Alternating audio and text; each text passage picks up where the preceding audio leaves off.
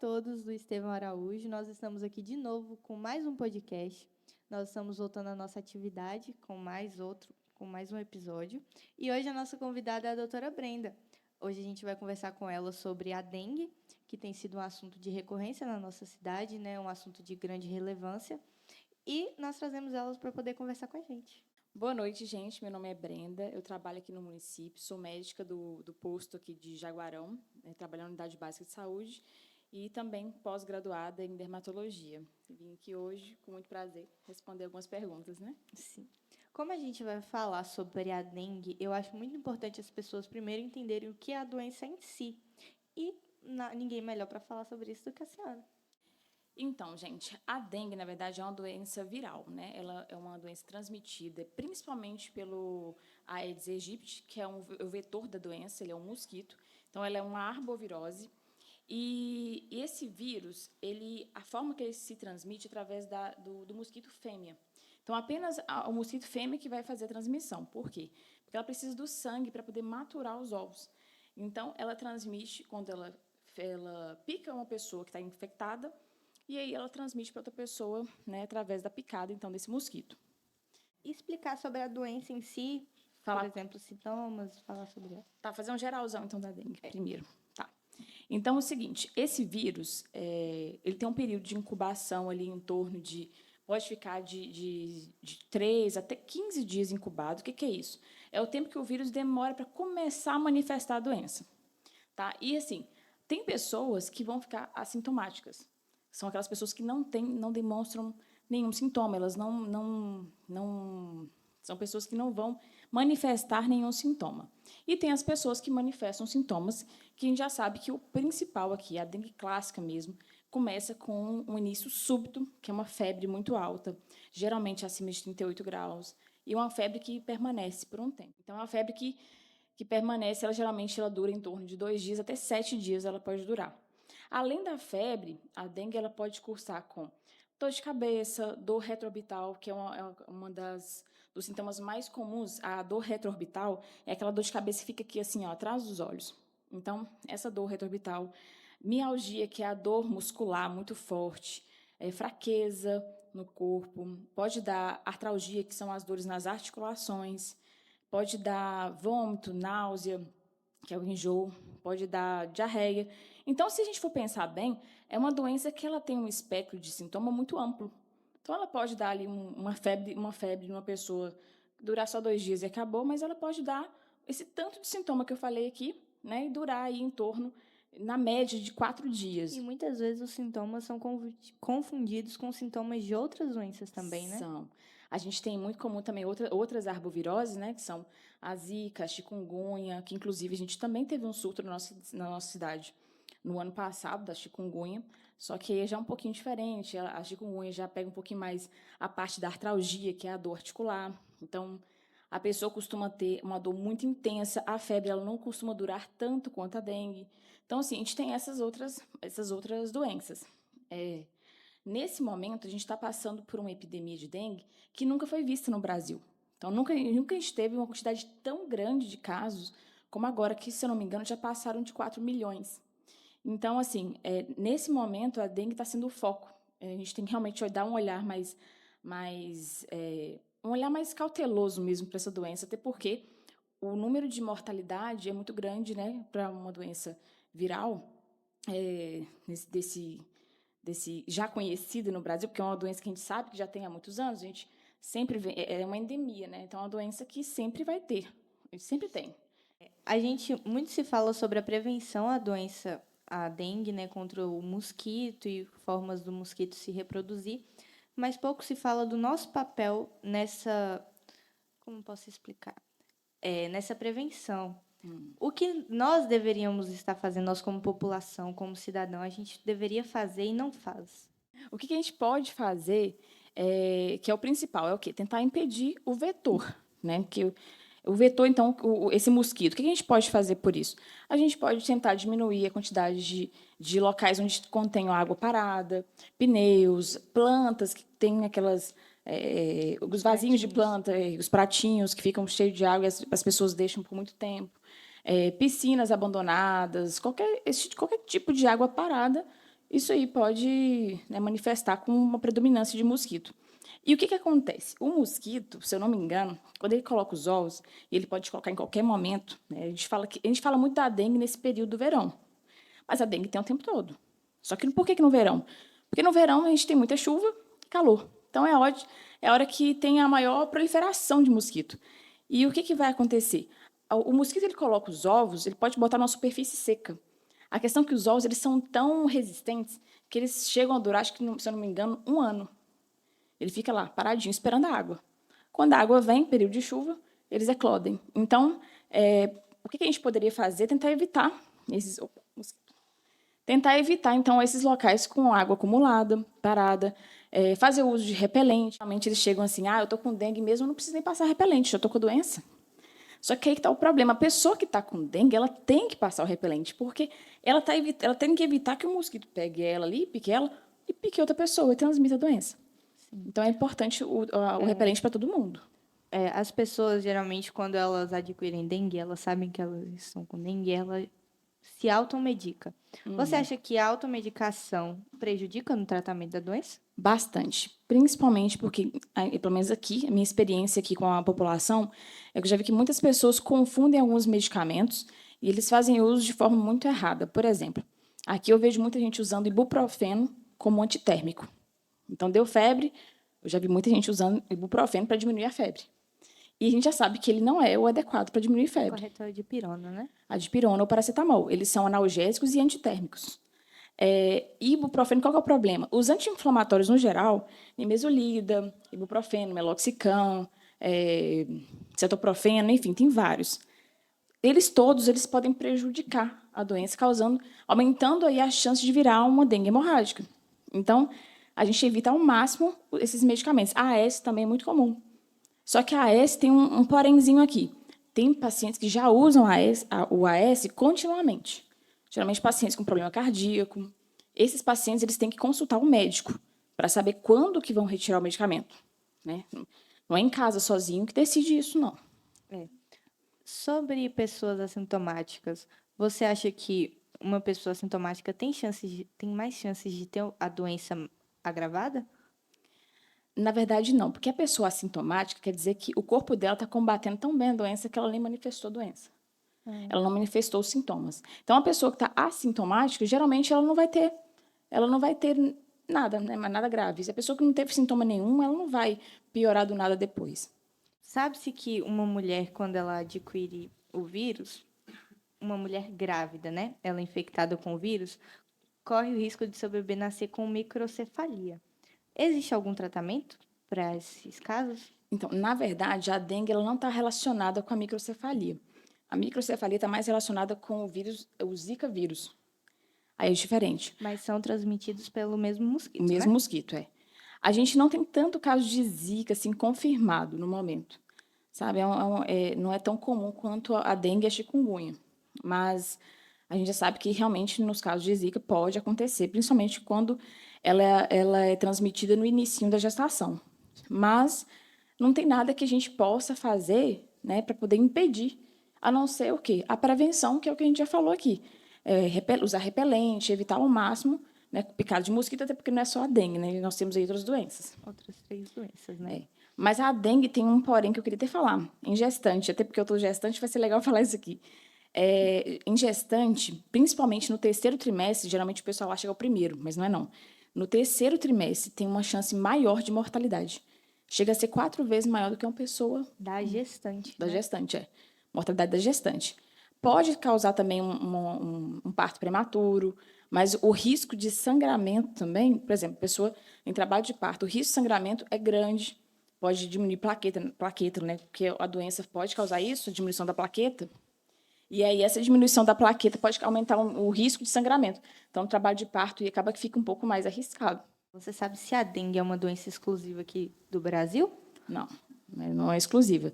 Mas eu vou te falar os países que tem mais comum, não vou saber te explicar todos, mas é muito comum na América do Sul, que eu sei que Se eu não me engano, também em alguns países da África é bem comum, mas eu não vou saber te Se eu não explicar. me engano, o mosquito veio da África, né? Ele veio daquela região da África Essa parte eu mesmo. já não vou saber te falar muito. Agora, se você da doença... Uma pesquisada, eu fiz a tarefa de casa antes de vir. Mas é isso.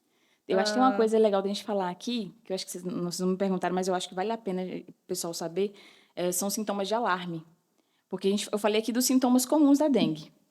Que é aqueles que podem ser confundidos com outros sintomas, né? Sim, sintomas Sintomas não, comuns. com outras doenças. Isso. É a febre, a dor de cabeça, dor atrás dos olhos, a fraqueza, dor no corpo, tudo isso aí. Só que isso aí, a gente sabe que a dengue tem 3 fases. Ela tem a fase febril, ela tem a fase crítica, que não é todo mundo que vai para ela, e tem a fase de recuperação.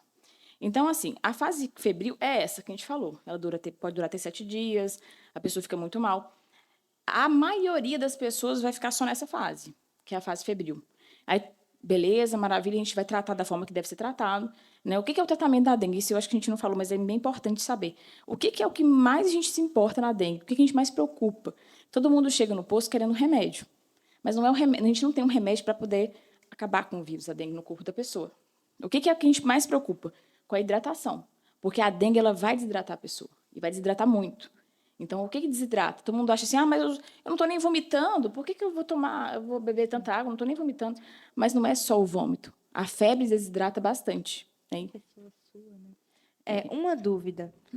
O que a dengue causa no nosso corpo? O que ela faz com a gente? Então, Além desses sintomas, né? Eu adoro essa parte.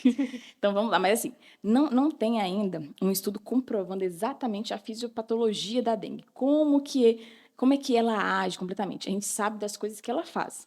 Né? Então, o vírus ele causa uma permeabilidade nos vasos, e aí que a gente vai explicar como que a gente passa para a fase crítica, que é a fase grave, que é essa fase que a gente tem que ter noção do que é Geralmente a a fase. dengue hemorrágica acontece nessa fase, né? É na fase crítica. A fase crítica a gente fala que é a dengue hemorrágica.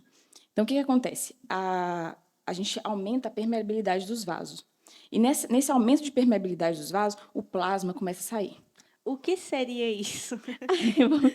Imagina aqui um tubinho de PVC cheio de quadradinho. A dengue pega... O quadradinho é a célula. Vários quadradinhos. São as células que formam os vasos. Isso. Imagina esse tanto de quadradinho fazendo... Eles eram todos juntinhos. Eles são todos juntinhos para poder manter o sangue dentro do vaso. Imagina esse tanto de quadradinho começando a fazer isso aqui, ó. É isso que a dengue faz, Eles começam a afastar. Imagina as células, todos os quadradinhos, todos se afastando. Sim. O que vai acontecer? O sangue que está correndo aqui dentro, imagina que isso aqui está quadradinhos para cá e para cá, né? É como se tivesse um vazamento. Exatamente, já começa a ter um vazamento. E aí esse vazamento vai sair plasma. O que é o plasma? O plasma é a parte líquida do sangue. Né? A gente tem as células vermelhas e o plasma é a parte líquida. Esse plasma vai começar a sair por essas células. Eles vão passar pelas células e vão sair. Quando isso acontecer, aí você pensa, poxa, se está saindo bastante líquido do vaso, meu sangue está ficando mais concentrado. O líquido está saindo, está ficando parte vermelha. Além de ficar muito concentrado, que é uma coisa que a gente observa em exames, quando a gente faz, além disso, ele vai diminuir a pressão arterial da pessoa. Por isso a pessoa fica desanimada, assim. Mas fica mais grave, porque a pessoa começa a ter sinal de que vai desmaiar. E aí a pessoa levanta e do nada já está muito fraca, letárgica.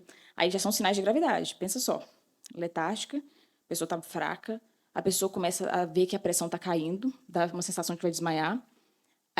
Dor abdominal intensa, por quê? Líquido está começando a cair dentro da minha cavidade abdominal. Minha barriga aqui... O líquido, ele vai para o... Ele vai para o terceiro espaço. Então, cavidade abdominal, pode ir para a pleura, que é aquela película que envolve o pulmão. Aí a pessoa começa a ter um pouco de falta de ar.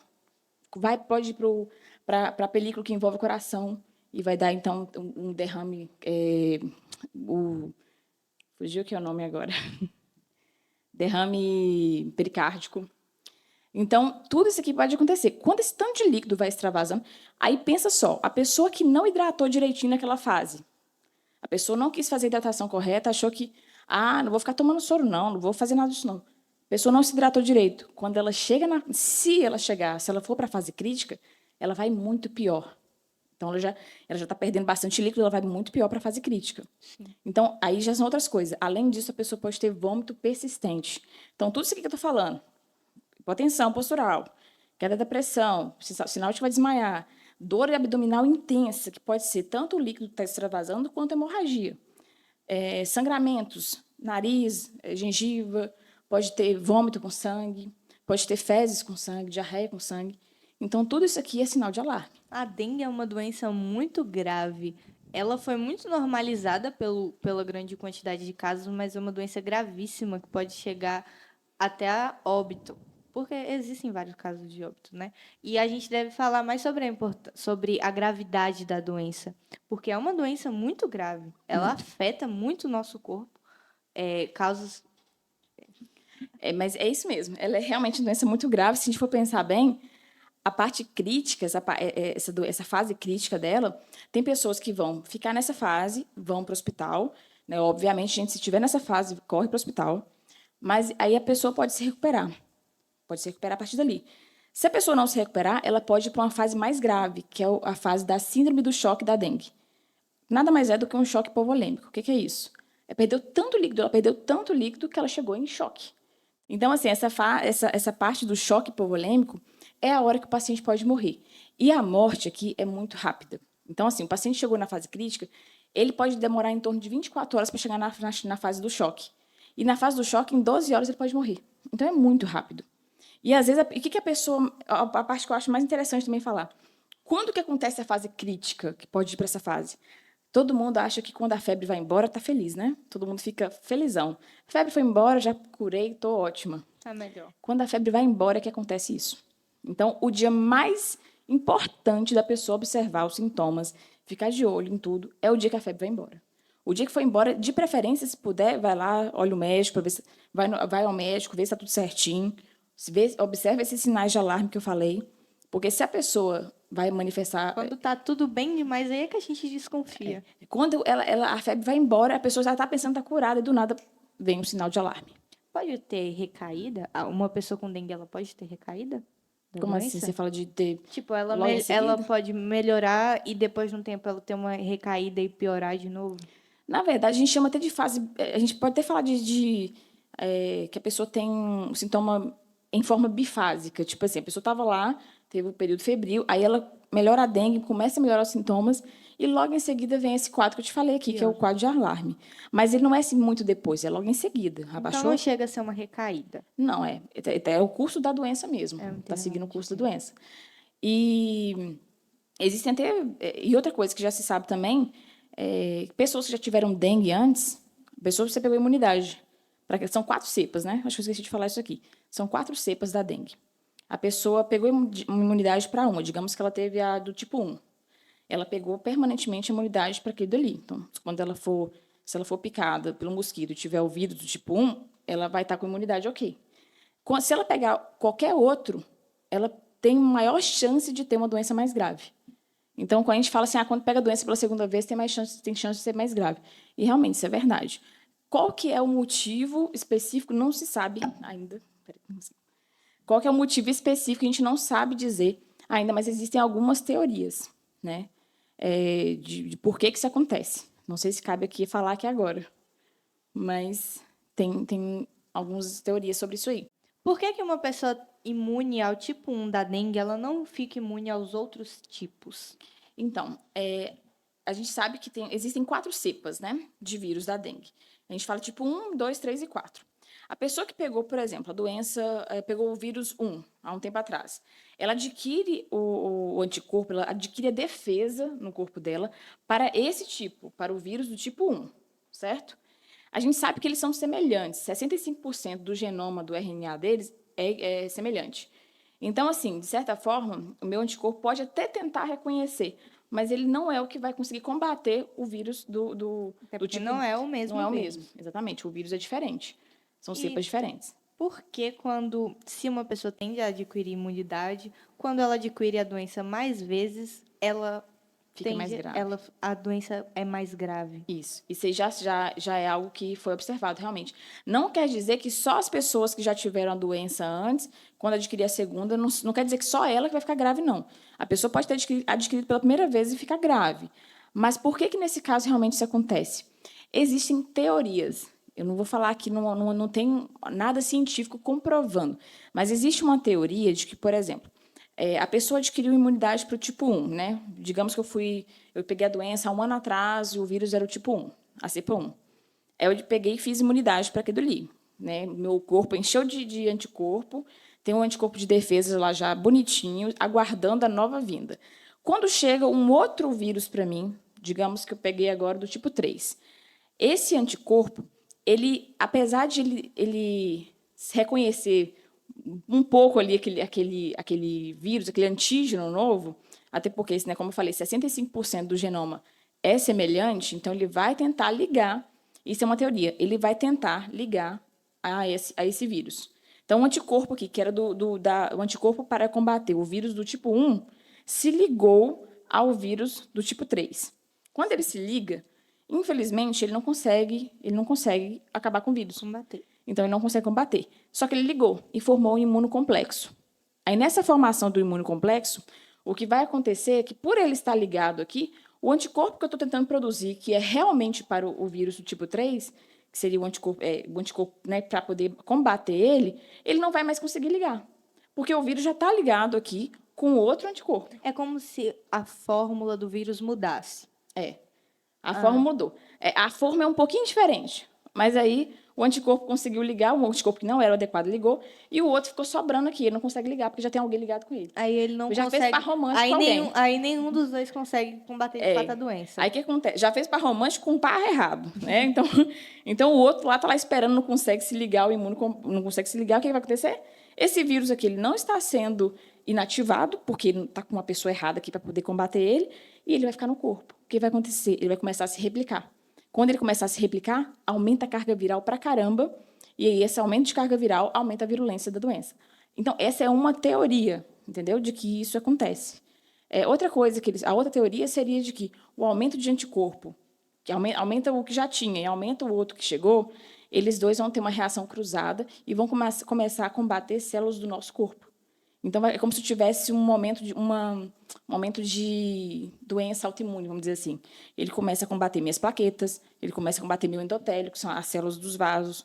Então, assim, essa é outra teoria. E aí o corpo reage de forma pior. É tipo assim, eu estou tentando combater o bichinho que está aqui, né, o antígeno, mas, ao mesmo tempo, eu estou acabando com o meu próprio corpo. Com o meu próprio... sim, entendi. Essa é outra teoria também. Agora que a gente falou, acho que tratamos sobre todos os assuntos que envolvem a dengue, a gente queria que a senhora falasse um pouco mais sobre a sua formação. A senhora disse no começo do nosso podcast que a senhora tinha especialização em dermatologia. Dermatologia, A senhora isso. poderia explicar melhor um pouco para a gente? Então, a dermatologia é uma área que todo mundo pensa só em pele, né? Tem gente que pensa só em estética, mas não tem nada a ver. Então, ela está relacionada com qualquer doença da pele, que, inclusive, são mais de 3.000 doenças. É muita doença de pele que a gente tem, né? E, além da pele, a gente também olha os anexos. Então, cabelo, unha, tudo. Além de pele, a gente também vê a parte de cabelos, né, que são os anexos, unha, qualquer tipo de doença que afete isso daí. De longe, né, o que eu acho importante nessa parte de pele? A gente pensa muito na parte estética, mas a doença de pele a gente tem algumas muito graves. E no nosso município a gente tem focos aqui de hanseníase, que é uma doença de pele muito importante e muito séria de se tratar. Tem a leishmaniose cutânea. O câncer de pele nem se fala. O câncer de pele, não sei se você sabe, mas o câncer de pele é o câncer mais comum do mundo. É o câncer o maior número de muitas câncer vezes a que pessoa existe. nem sabe que tem, né? Exatamente. Às vezes tem uma lesãozinha na pele, ele acha que não é nada, e pode ser um câncer de pele. Então, o câncer de pele, na verdade, ele é o mais comum, o não melanoma, porque a gente separa eles. Tem um não melanoma e tem um melanoma. Né? O mais comum de todos os tipos de câncer é o não melanoma. Aí, voltando sobre o assunto principal do nosso podcast, a senhora tem mais alguma coisa que queira falar? Acho que não. Se tiver mais alguma dúvida, mas a princípio acho que foi tudo.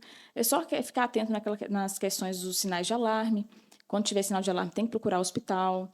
Né? O tratamento em casa, em domicílio, a parte mais importante, né, no que a gente fala naquele grupo que não tem tanto risco, que está sem sinal de alarme, é a hidratação. Remédio, gente, foca na dipirona e no paracetamol. Não pode fazer uso de anti-inflamatório nenhum, nem AS.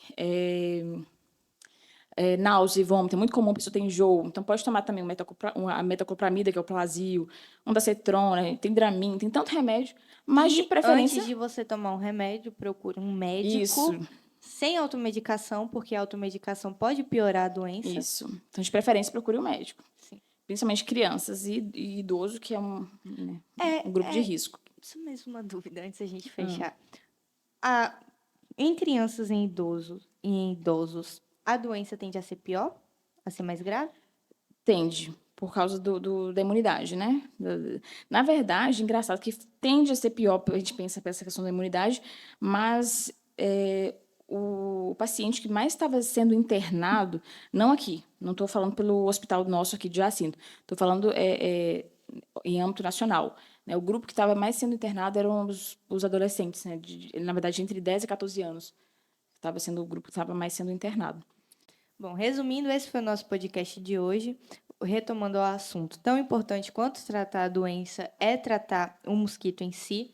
Cuidado com água parada, uso de repelentes, nada de automedicação. Antes de você tomar qualquer medicamento e qualquer coisa para prevenir a doença, procure um médico em um posto de saúde ou em um hospital.